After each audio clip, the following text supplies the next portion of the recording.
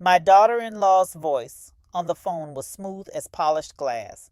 Just so you know, we told the children you passed away in your sleep. It was just easier. The receiver felt slick and heavy in my hand, my knuckles turning white where I gripped it.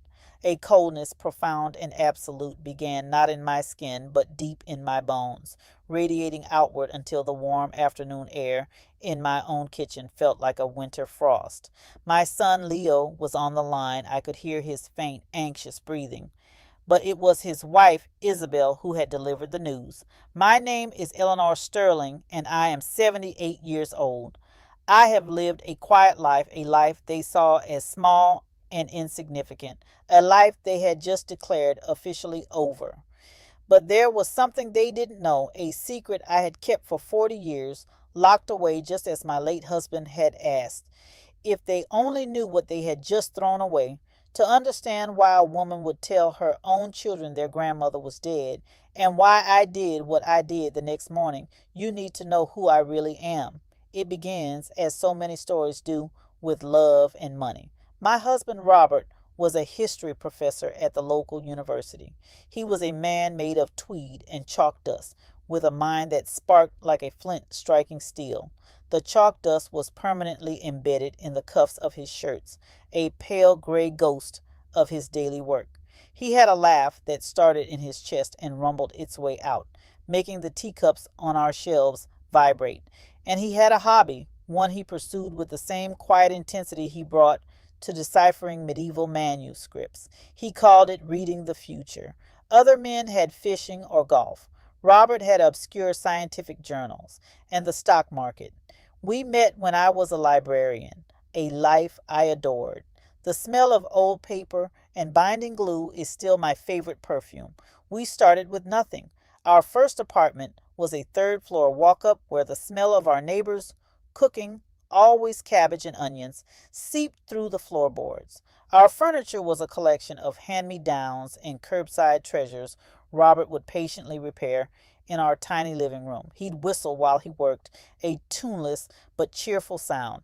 He once spent a week recaning a broken chair, his large, gentle hands meticulously weaving the strands. Waste is a failure of imagination, Eleanor, he'd say, holding up the finished piece, proud as if he'd crafted it from raw timber. That chair sits in my bedroom to this day. Our son Leo was born into that little apartment. He was a bright, happy child, full of laughter and questions. I remember one afternoon, he was maybe 5, and he brought me a little bird he'd sculpted from modeling clay in his kindergarten class. It was lopsided, with thumbprints all over its clumsy wings, painted a garish shade of blue. He held it up to me in his small, grubby hands. For you, Mommy, he said, his voice full of solemn importance. So you're never lonely. I put that little bird on the kitchen windowsill, right above the sink, and it has sat there for more than 30 years. It was the first thing I saw every morning, and the last thing I saw every night as I washed the supper dishes. Robert's salary was a professor's salary. It was steady, respectable, but it was never going to make us rich in the way the world understands wealth. But Robert wasn't interested in that kind of wealth. He was interested in patterns. History doesn't repeat, Ellie, he'd tell me, his eyes alight with excitement over some dense academic text. But it rhymes. Human nature is the constant. Fear and greed, hope and innovation. It's all here. She'll He started in the late 70s, taking a tiny portion of his paycheck, sometimes just $50, and investing it. He wasn't buying blue chip stocks. He was reading journals from university labs, publications from biotech startups no one had ever heard of. He was looking for the rhyme. This company, he'd say, pointing to a paragraph in a journal so specialized it looked like a different language, they found a way to use messenger RNA to teach a cell to create a protein. It's like sending a letter to the body's own factory. Imagine the possibilities, Ellie. Imagine. I didn't understand the science. Not really. But I understood him. I understood the passion, the intellectual fire. So I would just nod, refill his teacup, and trust him. It's our what if fund, he called it. What if the roof leaks? What if the car dies for good? What if one day we just want to be free? Over the years, the What If Fund grew. He never told me the numbers. It was his private garden, and I was content to let him tend it. He managed it from an old roll top desk in his study, the room always smelling of old books and his pipe tobacco. After he retired, he spent more time in there than ever. He'd emerge for dinner, blinking in the light, his mind still somewhere in the 16th century or the 22nd. Leo grew up, went to college, and that's where he met Isabel. The first time he brought her home, I knew in the way a gardener knows when the air changes just before a storm. She walked into our small, comfortable home, a house where every object had a story, and I saw her eyes do a quick, dismissive scan. The worn armchair, the faded Persian rug we'd saved for years to buy, the shelves overflowing with books instead of ornaments. Her own upbringing, as we later learned in fragments and veiled comments, had been a constant performance of middle-class anxiety. Her father had lost his business, and her mother spent the rest of her life trying to keep up appearances, terrified of the social slide. Isabel grew up watching her mother be humiliated for not having the right brand of handbag at a family gathering. That fear was baked into her. It was the engine of her entire being. She walked into my kitchen, which smelled of the bread I had just baked. She looked at the little clay bird on the windowsill.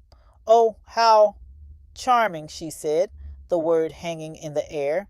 It was the first of 1,000 such cuts. Her compliments were always shaped like kindness, but functioned as scalpels, designed to peel back your life and find it wanting. "Eleanor, your home is so cozy," she'd say, the pause before cozy turning it from a compliment into a diagnosis of smallness. "You are so wonderfully unconcerned with fashion. It must be so freeing."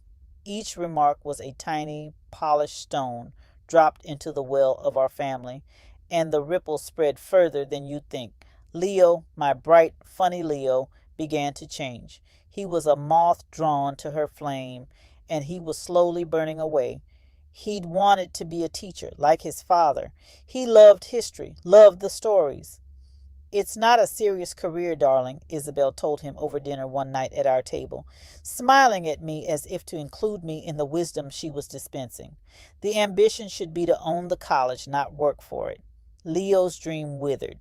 He went into finance, a field he had no passion for, but one that Isabel deemed appropriate. The financial ledger began then, though I didn't think of it that way at the time. It began with the down payment on their first house. They'd found a place far beyond their means in a neighborhood Isabel called aspirational. Leo called me, his voice tight with a manufactured cheerfulness I was starting to recognize as the sound of his capitulation. "We're a little short, Mom. Just for the down payment. Izzy found the perfect place. It's a forever home." "How much is a little short?" I asked. The number he quoted made the air leave my lungs. It was nearly all of my personal savings, the money I had carefully put aside from my librarian's salary over 40 years, my own what-if fund. The real one, not Robert's secret garden. This was my what if the roof leaks money. I looked at Robert. He was quiet for a long moment, stirring his tea. Then he looked at me and nodded just once. "He's our son, Eleanor," he said softly. So I wrote the check. $50,000. I remember the feeling of the pen in my hand, the way my signature looked on the line. It felt like I was signing away a piece of my own security, a buffer I had built against the world. When I handed it to Leo, he hugged me, a quick, almost frantic embrace. "You're a lifesaver, Mom. We'll pay you back. I swear." They never did. That was the first entry. The second was Leo's MBA. Isabel decided he needed it to climb the corporate ladder faster. "It's an investment in our future, Eleanor," she explained to me, as if I were a simple-minded child who couldn't grasp the concept. The tuition was staggering. Again, the call came. Again, Robert and I talked. We used money from his retirement fund this time, another $75,000. I packed Leo a lunch for his first day of classes, just like I did when he was in grade school. He was 32 years old. Isabel laughed when she saw it. Oh, Eleanor, that's so sweet, but they have artisanal sandwich shops on campus. Then came the loan for Isabel's business. She wanted to open a high end interior design boutique. It's about creating a brand, she said, her eyes gleaming, the Sterling brand. It felt like she was stealing our name and turning it into something I didn't recognize. They needed $100,000 to secure the lease and initial inventory. Their Robert was frailer by then. The cancer had started its slow, methodical march through his body. He was tired. Just give it to them, Ellie, he said, his voice a whisper. I don't have the strength to argue. I wrote the check. My hand didn't even tremble this time. It felt numb. $100,000. The boutique failed within 2 years. The money vanished into a puff of expensive wallpaper and unpaid invoices for Scandinavian furniture. They never spoke of it again. It was simply erased from their history, but not from mine. Down payment, $50,000. Tuition, $75,000. Business loan, $100,000. Total, $225,000. That was the number. $250,000 poured into the black hole of their ambition. It was the price of their affection, or so I thought. The last year of Robert's life was quiet. He spent most of it in his study, not working, just sitting. One evening, a week before he passed, he called me in. The room was dark, save for a small lamp on his desk. The air smelled of dust and paper and the faint sweet scent of his pipe, long since gone cold. He looked smaller in his chair, the tweed jacket hanging off his shoulders. He pointed to a small, ornate rosewood box on his desk. It had a brass lock. Eleanor, he said, his voice clear and steady, after I'm gone, I want you to wait. Don't open this. Not until you feel you have to. Not until you feel lost. Robert, don't talk like that, I started, a familiar knot of dread tightening in my chest. He held up a hand. Listen to me, my love. Everything is in here. My what-if fund, my reading of the future. There's a letter and a key. The key doesn't open this box. He smiled, a faint flicker of his old self. It opens the future. Promise me you'll wait. I promised. He passed away peacefully a few days later, in his sleep, his hand in mine. The funeral was a performance orchestrated by Isabel. She wore a black dress that was subtly, expensively elegant. She greeted people at the church door, accepting condolences as if she were the grieving widow. She spoke of Robert's quiet dignity, making it sound like a charming but ultimately unprofitable character trait. Leo was a ghost beside her, pale and silent, his eyes hollow. My own grief was a private, heavy stone I carried inside me, too sacred to be put on display. After Robert was gone, the calls became less frequent. They had their house, their careers. They had grandchildren, a boy and a girl, Thomas and Sophie, my beautiful grandchildren. In the early years, I was a part of their lives. I would babysit, read them stories, bake cookies with them. I saw Leo's smile in Sophie's face and Robert's thoughtful eyes in Thomas's. They were my link to the future, the continuation of the story. But as they grew, Isabel began to manage my access. The kids are just so busy, Eleanor, she'd say. Piano, and then Mandarin tutoring, and then junior polo. You understand. I did understand. I was being slowly, politely, surgically excised from their lives. I was the cozy, unfashionable grandmother. I was a relic from a past they were desperate to escape. My home, full of books and memories, was not the sleek minimalist backdrop she wanted for her children's lives. I didn't fit the brand. My visits became supervised events at their house, a sprawling new construction that smelled of fresh paint and faintly of money. The walls were white, the furniture was white, the carpets were white. It was like living inside a cloud, a beautiful, sterile, empty cloud. I would sit on a sofa so uncomfortable it felt like a piece of modern art, and the children would be brought in to see me for a scheduled hour.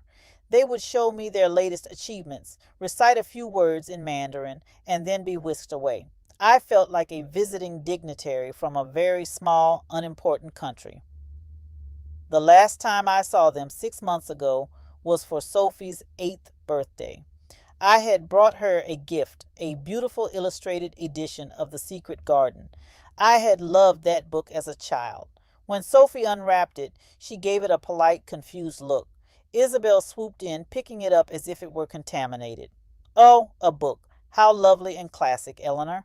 She set it aside, and a moment later, Leo handed Sophie another box. It was a tablet. Sophie's face lit up. She spent the rest of my visit staring at the screen, her fingers swiping and tapping.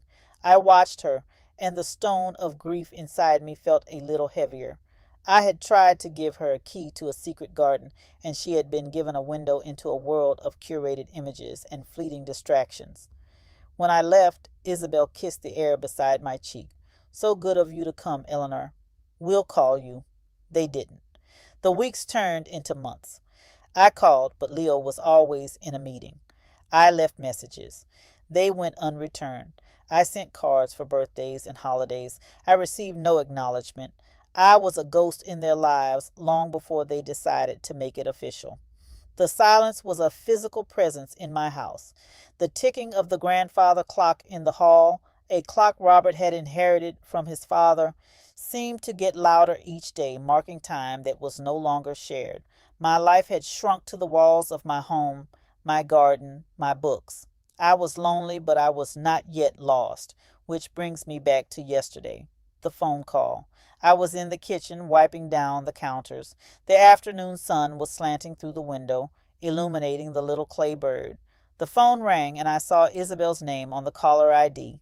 A little flutter of hope, foolish and stubborn, stirred in my chest. Maybe they were calling to invite me over. Maybe they missed me. I picked up. Hello? Eleanor, it's Isabel. Her voice was calm, professional, as if she were informing a client of a change in schedule. Leo's here with me. We thought it was time we spoke to you. I heard Leo take a shaky breath in the background. Mom, he started, but she cut him off. We've been having a difficult time with the children lately, Eleanor. They've been asking questions. Why they don't see you, why you don't visit. It's been disruptive to their routine. A stone formed behind my sternum. It was heavy and cold and immovable. I see, I said, my own voice sounding distant.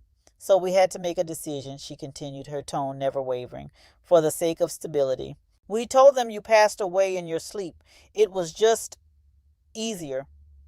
We had a small private service. They seemed to be handling it well. We just wanted you to be aware of the situation so there's no confusion going forward. The receiver felt slick and heavy in my hand, my knuckles turning white where I gripped it. A coldness, profound and absolute, began not in my skin but deep in my bones, radiating outward until the warm afternoon air in my own kitchen felt like a winter frost. My son Leo was on the line. I could hear his faint, anxious breathing, but it was his wife, Isabel, who had delivered the news. Passed away. A small private service, easier. The words didn't compute at first. They were just sounds. My mind tried to arrange them into a sentence that made sense, but they kept falling apart. I stared at the little clay bird on the windowsill, its lopsided wings and garish blue paint. The bird Leo had made me so I would never be lonely. Did you hear me, Eleanor? Isabel's voice was impatient now. We just can't have you, showing up or calling. It would traumatize them. My hand started to tremble, a violent, uncontrollable tremor. The phone slipped from my grasp. It didn't clatter onto the floor. It hit the edge of the counter and then swung on its cord, dangling in the sudden, deafening silence. And as it swung, it knocked against the windowsill. I watched as if in slow motion as the little clay bird teetered for a moment on the edge. Then it fell. It hit the linoleum floor with a sound that was both tiny and enormous, a sharp crack that echoed the breaking of something deep inside me. It shattered into a dozen blue fragments. I sank into a kitchen chair. My legs refused to hold my weight. I wasn't crying. Tears felt like a luxury I couldn't afford. This was something colder, something harder. It was the final brutal clarity of being utterly, completely alone. I was not a mother. I was not a grandmother. I was an inconvenience that had been tidied away, an entry in a ledger that had been closed. I sat there for a long time, staring at the blue shards on the floor. The sun moved across the sky, and the patch of light on the floor crept away, leaving the broken bird in shadow. It was in that moment, sitting in the growing dark, that I remembered Robert's words. Don't open this. Not until you feel you have to. Not until you feel lost. I was lost. Slowly I pushed myself up from the chair. My movements felt stiff, ancient. I walked through the quiet house to Robert's study. The room was just as he had left it. The air was still and thick with the smell of his books. I ran my hand over the back of his leather chair, then walked to the roll-top desk.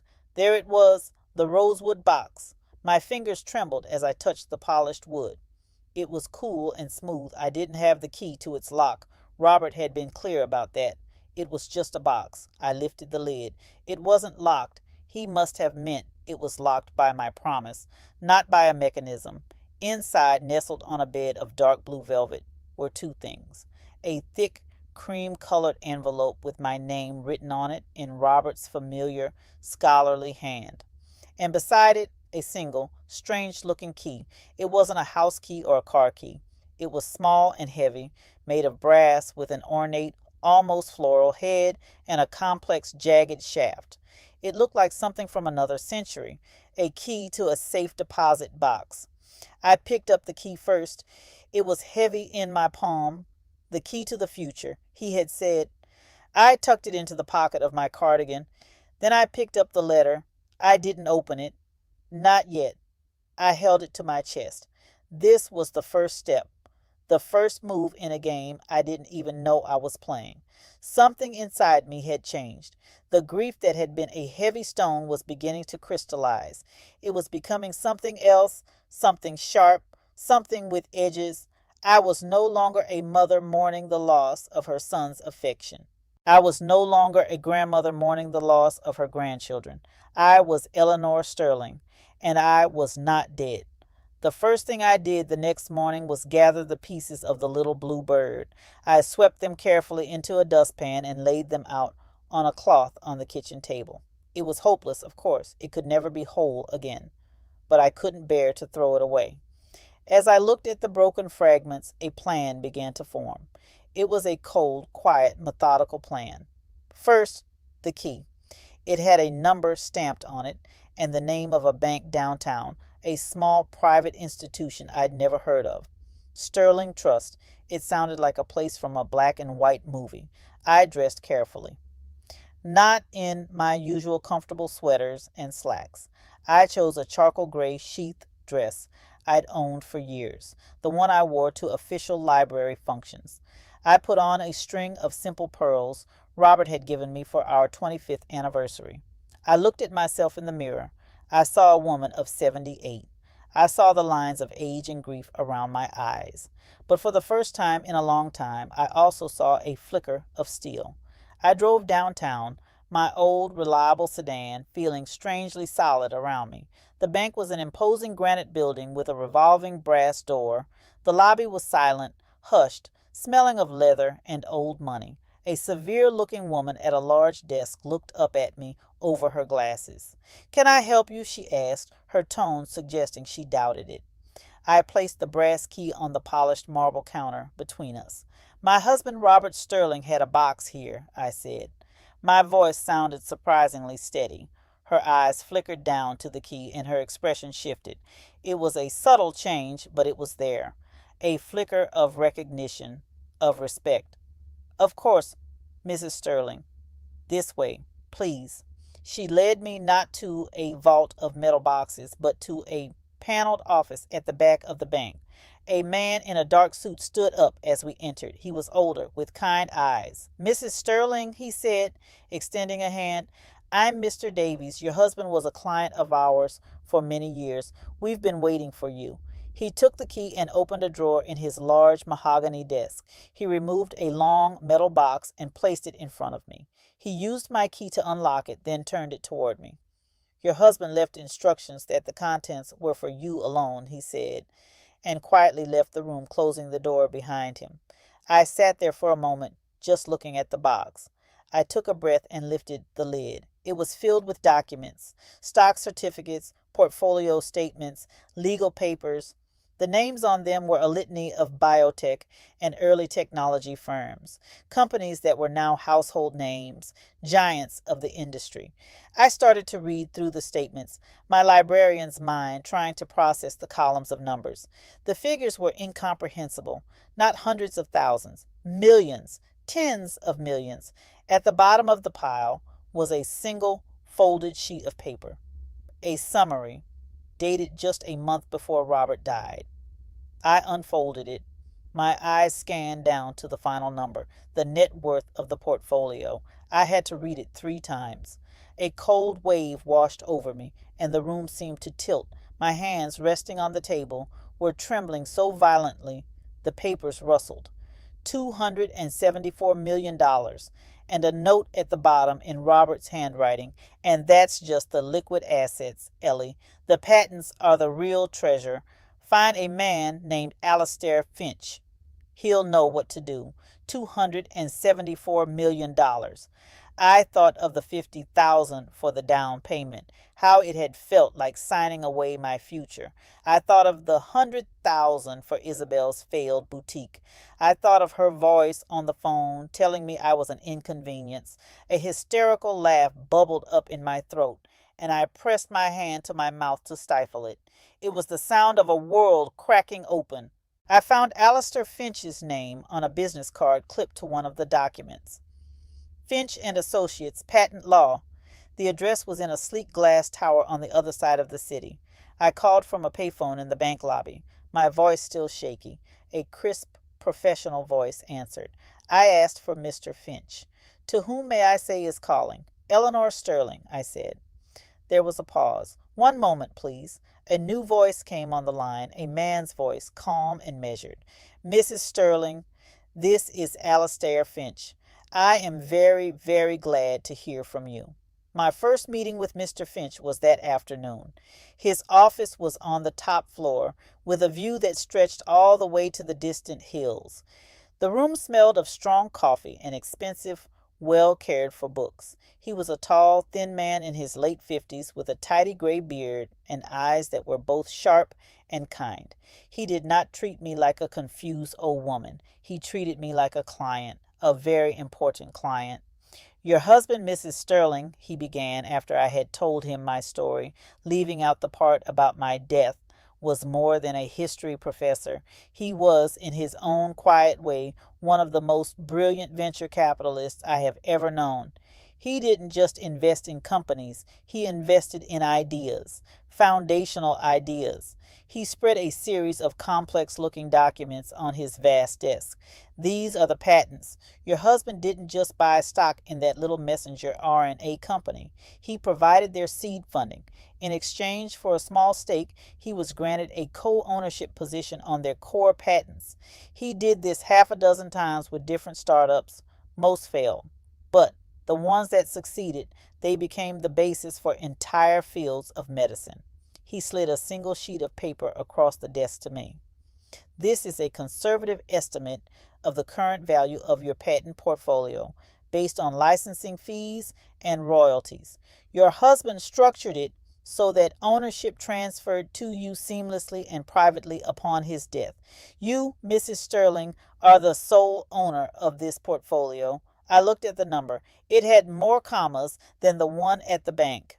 I felt a wave of dizziness, and my hand went to my chest. Mr. Finch leaned forward, his professional demeanor softening for a moment. Are you all right, Mrs. Sterling? I don't know, I whispered. My husband drove a 10-year-old car. We argued about buying a new dishwasher. He gave me a small, sad smile. My own mother, God rest her soul, used to rinse out plastic bags to reuse them.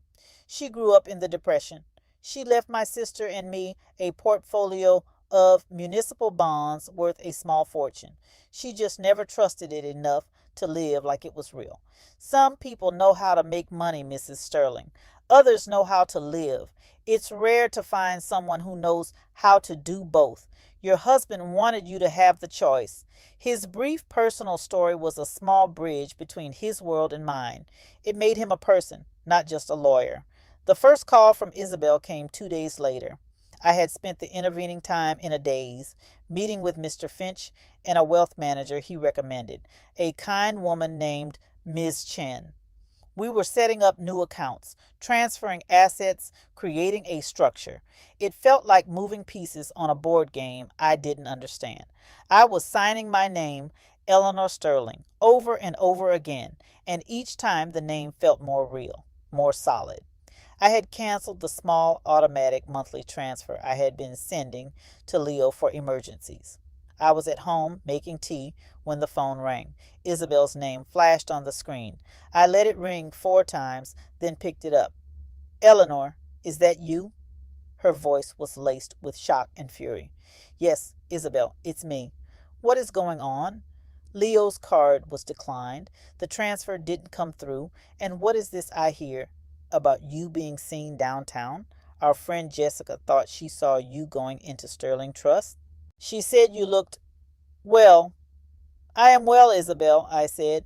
My voice was calm. The teacup in my hand was perfectly steady. Don't play games with me, Eleanor. We had an agreement. We are grieving. We need to take the children on a trip, a grief vacation, to help them process. We were counting on that money. Grief vacation. The words were so obscene, so utterly transactional, that for a moment I couldn't speak. She was planning to use my death as leverage to fund a holiday. There will be no more money, Isabel, I said. The line was silent for a long moment, then a low hiss. You have no idea what you've just done, she said, and hung up. The next escalation came a week later. I was in my garden pruning Robert's roses when a strange car pulled up to the curb. A woman in a sensible pantsuit got out, holding a clipboard. She had the strained professional smile of a person who deals with difficult situations for a living. Eleanor Sterling? She asked, approaching the gate. Yes. My name is Carol Albright. I'm from Adult Protective Services. A cold fist clenched in my stomach. There it was, the next move. Your son, Leo Sterling, contacted our office, she said, consulting her notes. He's expressed concern. He said you've been suffering from delusions, confusion, that you're not taking care of yourself. He's worried you might be a danger to yourself or others. Gaslighting. They were trying to have me declared incompetent, to take control of what little they thought I had, the house, my pension. I looked at Ms. Albright. I saw a tired, overworked woman trying to do her job. I did not invite her in. My son and his wife are mistaken, I said, my voice even. I reached into the pocket of my gardening apron and pulled out a business card. Mr. Finch had given me a stack of them. This is my lawyer's name and number. His name is Alistair Finch. I am sure he will be happy to clear up any confusion. The woman's eyes widened slightly as she read the card. Finch's firm was one of the most powerful in the state. It was not the kind of lawyer a confused, indigent old woman typically had on retainer. I see, she said. Her professional smile faltered. I will contact him. She retreated to her car, looking back at me once, her expression a mixture of confusion and dawning respect. That evening, Mr. Finch called me. The social worker paid me a visit, Eleanor, he said. His voice was grim. I took the liberty of explaining the situation to her supervisor. I described it as a malicious and fraudulent attempt to gain financial control of your assets. I used the words elder abuse and criminal prosecution. I do not think you will be hearing from them again. Thank you, Alistair, I said. There is one more thing, he said, his tone shifting. In the course of our due diligence, my team discovered something. Your daughter-in-law is hosting an event, a luncheon, this Saturday at a restaurant called Aurelia. It's a fundraiser. A fundraiser for what? I asked, though I already knew the answer. For the Eleanor Sterling Memorial Fund for Underprivileged Youth Polo, he said. And for the first time I heard a note of pure unadulterated disgust in his voice. She's using your name, your memory, to solicit donations from her wealthy friends. She's monetizing your death, Aurelia. I knew the name. It was the most expensive, most exclusive restaurant in the city, a place where a single plate of food cost more than my weekly grocery budget, a place built on the worship of wealth and status, Isabel's temple, and that was it. The final piece of the plan clicked into place. She had provided the stage, the audience, and the crime. All I had to do was show up. The night before the luncheon, I couldn't sleep. I sat in the dark of my living room, the silence of the house pressing in on me. On the small table beside my armchair was a little silk pouch. Inside were the broken pieces of the blue clay bird. I poured them into my palm, the shards sharp against my skin. I remembered the day Leo gave it to me. He was so small, his hair a mess of blonde curls, a smudge of paint on his cheek. He'd stood on his tiptoes to put it on the windowsill, his small body radiating pride. "So you're never lonely, Mommy." A wave of grief so powerful it almost buckled me, washed over me. Not for the money, not for the insults, but for that little boy. Where had he gone? How had my bright, loving son become this hollow man, this ghost who stood by while his wife erased his own mother? Was I doing this for justice or for revenge? The line felt blurry in the darkness. For a moment a profound and weary sadness filled me, and I considered just letting it go, disappearing, letting them have their grubby little victory. I could take Robert's money and simply vanish, live out my days on a warm beach somewhere. But then I remembered Isabel's voice, smooth as polished glass. It was just easier. I remembered the phrase, grief vacation. I remembered the social worker at my gate, the Eleanor Sterling Memorial Fund for Underprivileged Youth Polo. The sadness receded and the cold, hard clarity returned. This wasn't about revenge. Revenge is a hot, messy emotion.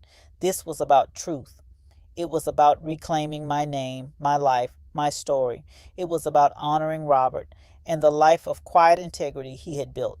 It was for the little boy with the clay bird, a final, desperate attempt to show him what had been lost. I looked at my reflection in the dark glass of the window. I saw an old woman, but I also saw the librarian who had faced down city council budget cuts. I saw the wife who had stood by her brilliant, eccentric husband. I saw the mother who had given everything she had. I was Eleanor Sterling, and my story was not over. I stood up, my joints cracking in the quiet room. I walked to my closet and took out the charcoal gray dress. I laid it on the bed. Then I found the simple string of pearls. I put the silk pouch with the broken pieces of the bird into my handbag, a simple leather tote I'd had for 20 years. I was ready. The day of the luncheon was bright and cold. Aurelia was even more sterile and intimidating in person than I had imagined. It was a study in aggressive minimalism. White walls, white tablecloths, a single dramatic floral arrangement in the center of the room that looked more like a sculpture than a collection of flowers. The air smelled of expensive perfume and faintly of judgment. I walked in at 1 o'clock, right on time. A sleek young man at the door looked at me, his eyes flicking over my simple dress, my sensible shoes, my old handbag. "Can I help you?" he asked, his voice dripping with condescension. "I'm here for the Sterling event," I said. He scanned his list. "I'm sorry, I don't have an Eleanor on the list." "Of course you don't," I said, and walked past him. The room was full of people who looked like they'd been lifted from the pages of a magazine. Women in sharp architectural dresses, and men in casual but clearly expensive blazers. They were laughing, sipping champagne, their voices echoing in the high-ceilinged room. And there, in the center of it all, was Isabel. She was wearing a shimmering backless gown of silver sequins, which seemed absurd for a luncheon. She was holding court, a champagne flute in one hand, gesturing expansively with the other. Leo stood beside her, looking pale and uncomfortable in a suit that seemed a size too big. He was a shadow at her glittering side. Isabel saw me first. Her smile froze on her face. The color drained from her cheeks, leaving her perfectly applied makeup looking like a mask. She put a hand on Leo's arm and he turned. His eyes widened for a moment. He looked like a terrified child.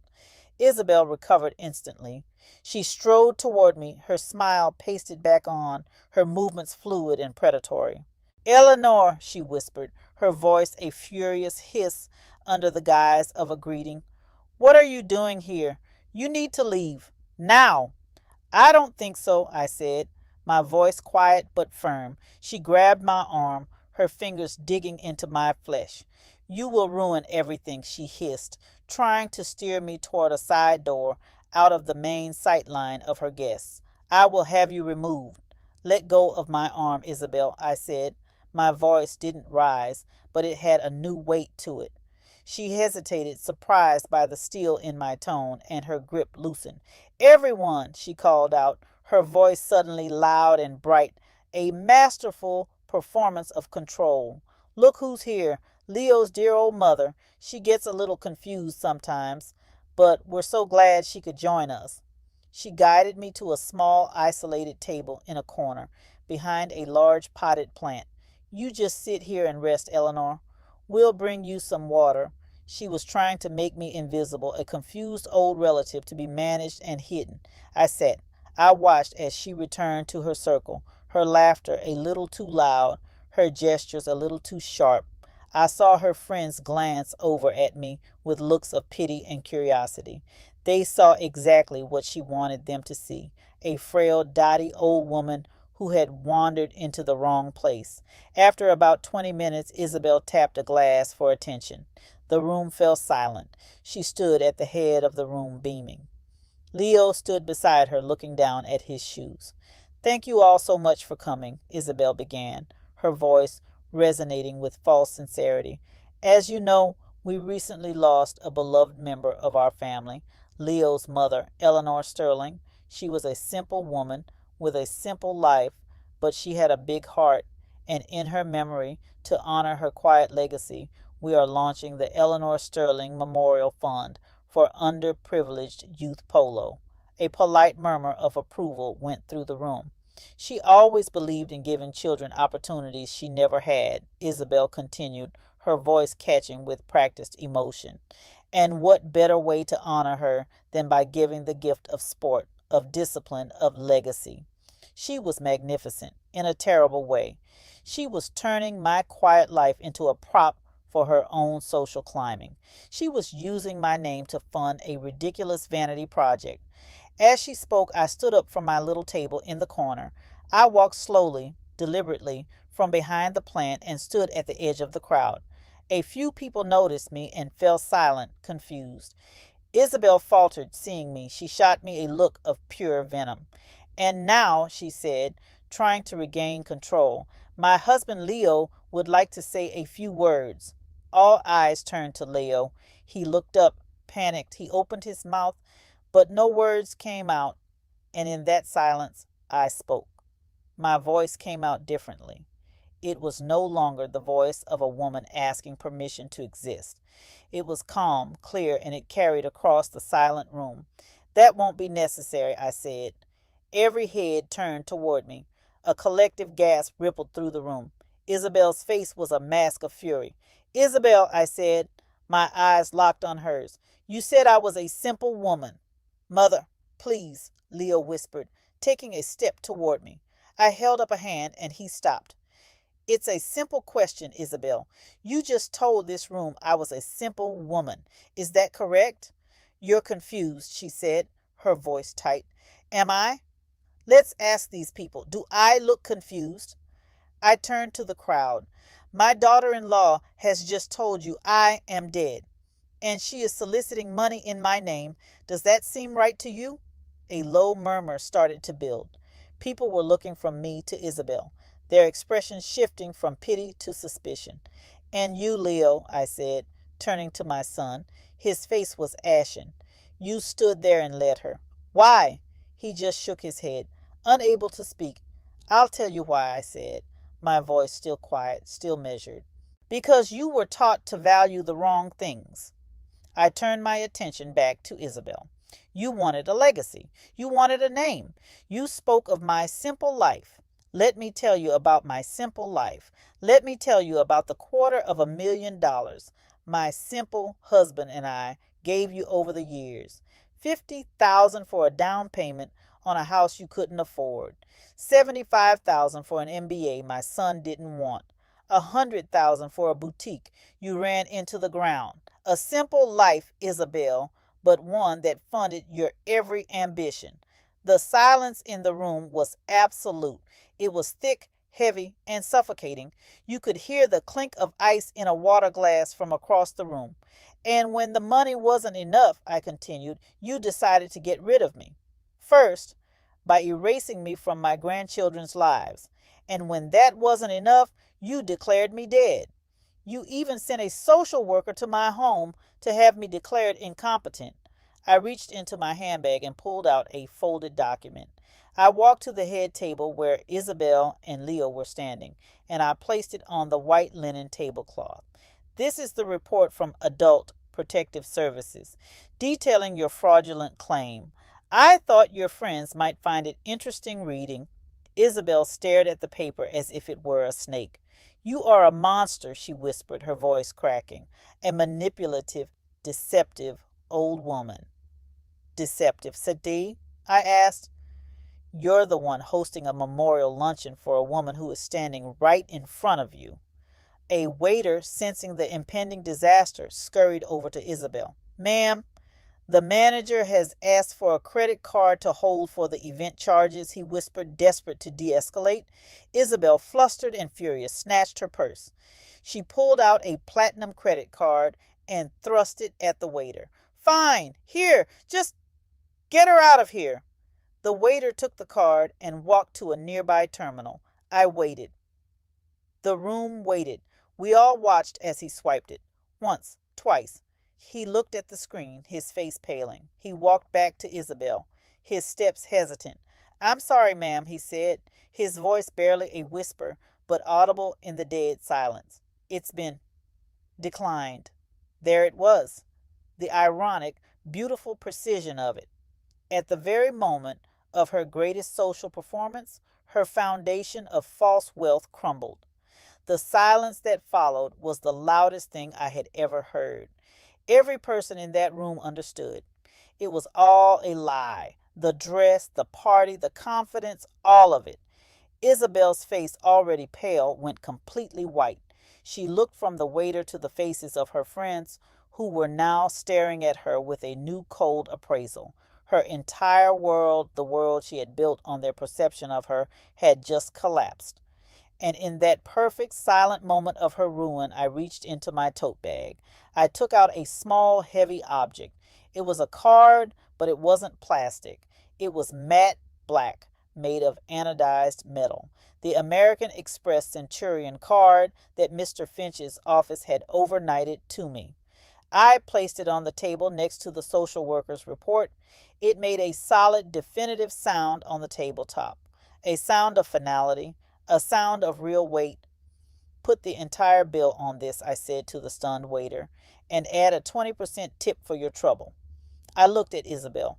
Her eyes were fixed on the black card, her mind struggling to process what it meant.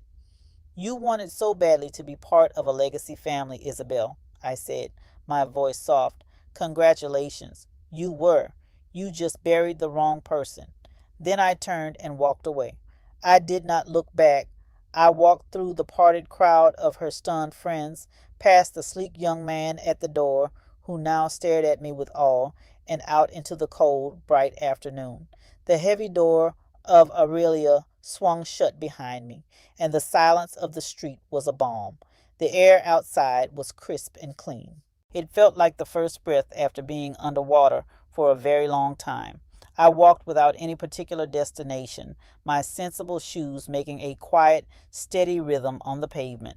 The city sounds, the distant wail of a siren, the hum of traffic, the chatter of people passing by, felt grounding, real. The sterile, perfumed silence of the restaurant felt a world away. I found myself at a busy intersection near a school. Children, bundled in coats and hats, were streaming out. their bright backpacks like a flock of colorful birds. A crossing guard stood in the middle of the street.